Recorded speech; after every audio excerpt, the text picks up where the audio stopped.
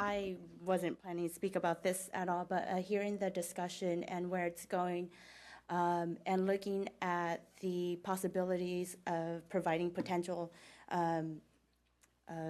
technology, more technology for law enforcement. Not that I oppose any of the ideas. I do want to point out that although we're trying to minimize crime or reduce it, are we looking at what's preventing people from committing crime? Because I think if we are just being reactive to installing this and that, I mean, people don't commit crime because they like to commit crimes. They are doing it out of some need or necessity that is not being met elsewhere, and a lot of times that's economic needs, emotional needs. I mean, do these people have access to mental health? Do these people have access to help if they're addicted to drugs? If they need money, where do they go? Because then they resort to crime. I don't think it's the first option that comes to mind.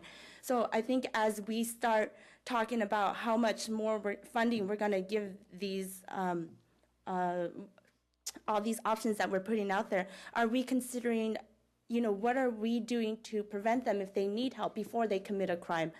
Because I think not that the statistics are facts or all the evidence is out there. It's clear that, you know, dark spaces might be more prone to crime happening. That's general knowledge.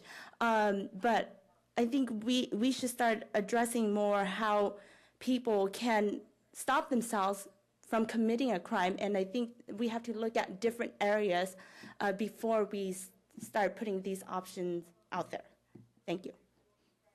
Just a quick response. I don't disagree with anything you're saying. I think you're asking us to do something way beyond the capacity of the city. However, one of the major factors of these issues is the fear of being caught.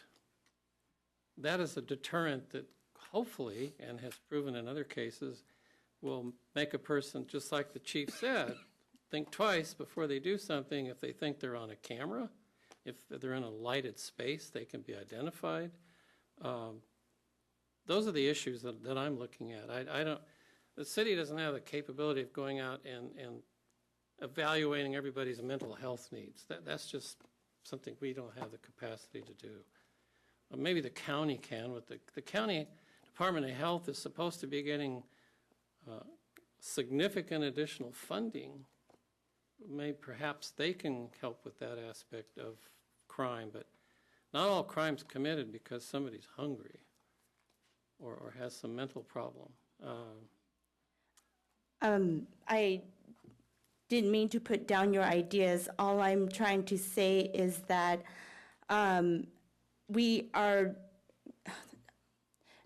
being really fast to criminalize people. And I think that there should be alternatives for how we prevent people from committing crimes. And I understand that, you know, they happen, but using fear to make people do what we want I think is detrimental to the culture of our community and to the morale of the community. I think being able to access or find help is a much more productive way of preventing crime. And so I just wanted to make that point. Okay, but that's why we have prisons. People don't want to go to prison. That's a deterrent from committing a crime. That's all this is trying to create a deterrent. Right. To commit a crime. I don't think anybody wants to go to prison, but yet people go to prison.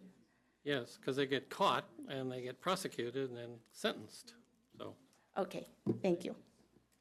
Yes, sir.